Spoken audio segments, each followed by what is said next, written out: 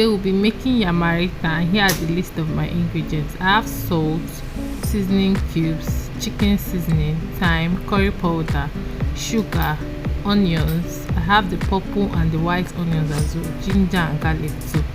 Then I have my flour here. In here I have my eggs and then my pepper mix. I'll also be making some pepper sauce. Then I have my yam as well and my groundnut oil for frying. I'll go ahead to slice the yam now into thick chunks, thick circle chunks. I don't want it to be too thin. You can make your own as thick as you want, but yamarita is not thin. Then I go ahead to peel the yam and then cut it also into thick yam slices. I'll go ahead to place the already cut yams inside a bowl of water.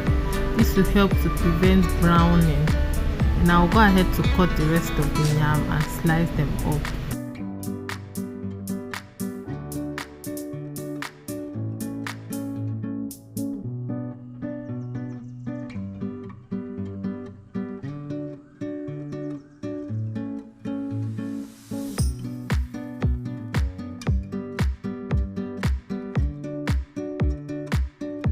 I'll place the already washed yam cuts inside the pot.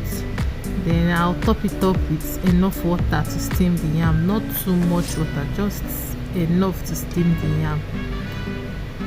Then I'll add some salt, add sugar as well.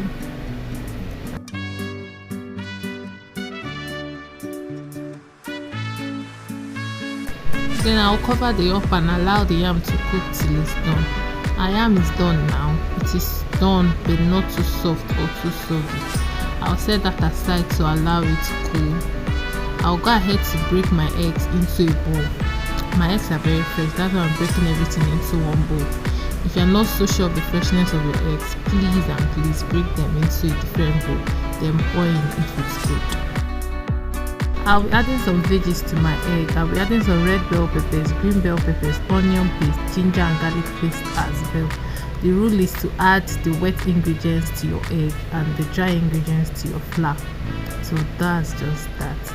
I will add all this into my egg and then slightly beat the egg till it's well combined. Once it is combined, I'll set that aside and then get my flour mixture, add my curry powder, add my thyme, add my chicken seasoning, salt and then seasoning cubes. I'll mix everything together to combine as well, and then I'll set that aside once I'm done. The yams have cooled down now, so I'll go ahead to coat them. I'll first add it to the egg mixture, roll it properly, and then add it to the flour mixture and coat it properly with flour. I'll then shake off the excess and then add it back to the egg mixture. At this point you can stop, but I want mine to be extra crispy, so I rolled it again in flour and then added it back to the egg mixture and rolled it again, then set that aside. I'll do the same thing for the next piece of yam as well. Egg mixture first, well rolled, then coat it with some flour, shake off the excess and then place it back in the egg mixture, coat it properly again and then back into the flour mixture. This second step is optional, you can stop after you've coated it egg. I'll roll it back again in egg and then set that aside. I'll do the same for the rest of my yam pieces till I'm exhausted. Once I'm done, I'll go ahead to fry them.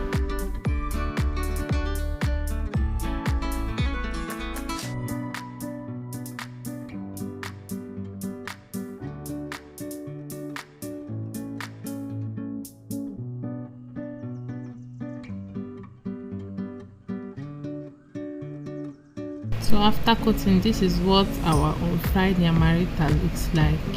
I'll go ahead to heat up some oil in a pot and then fry it on medium-low heat, not high heat, medium-low heat. You don't want to burn your yamarita, so medium-low heat so it cooks gently. and everything turns out crispy and sweet. At this moment, my kitchen was already smelling like a fast food, like the aroma. The green bell pepper not only adds colors, they also add flavor and aroma to this dish. I'll go ahead to fry the Yamarita on both sides till it's golden brown, just exactly like this, golden brown and crispy. I'll place it on a paper towel to absorb the excess oil and fry the rest. After frying, this is how our Yamarita looks, so beautiful and lovely. I'll be showing you how I made this simple pepper sauce. Firstly, I added some white and purple onion to my oil and then sauteed that a bit.